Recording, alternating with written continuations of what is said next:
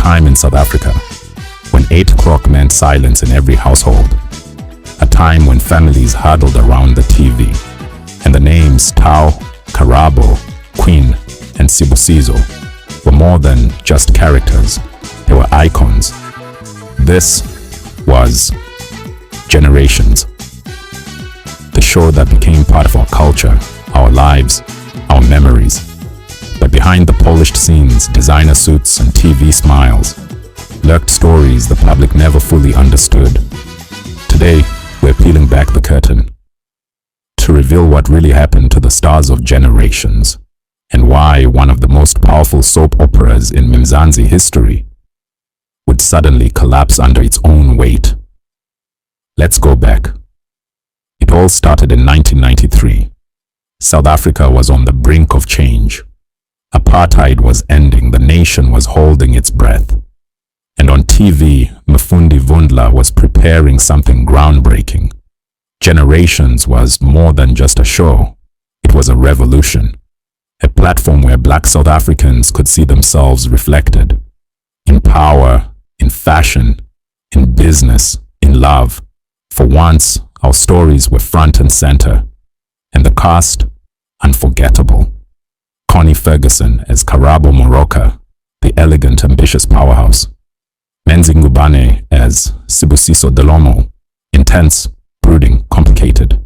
Sophie Ndaba as Queen Moroka, bold, funny, dramatic. Seputla Sebogodi, Rapulana Sefemo, Sonia Mbele.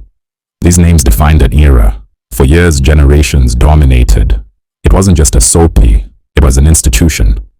Advertisers lined up. Actors became superstars. And millions of viewers tuned in without fail, every night. But behind the scenes, the cracks were already forming. The fame was real. But so were the frustrations. Long hours, tight contracts, and salaries that didn't match the show's success. In 2014, everything exploded. 16 cast members, including the show's biggest names, took a stand. They demanded better pay. They wanted royalties. They wanted to be treated like the stars they had become. But instead of negotiations, they were all fired. Yes, just like that.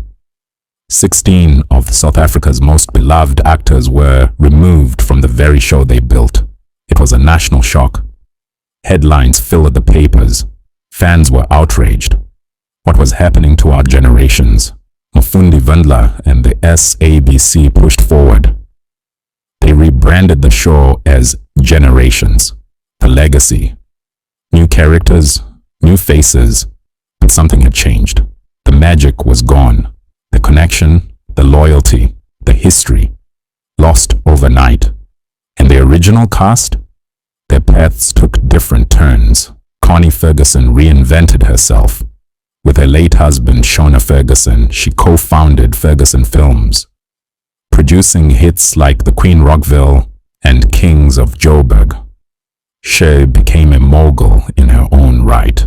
Menzi Ngubane continued to act, but behind his powerful presence, he was fighting a quiet battle.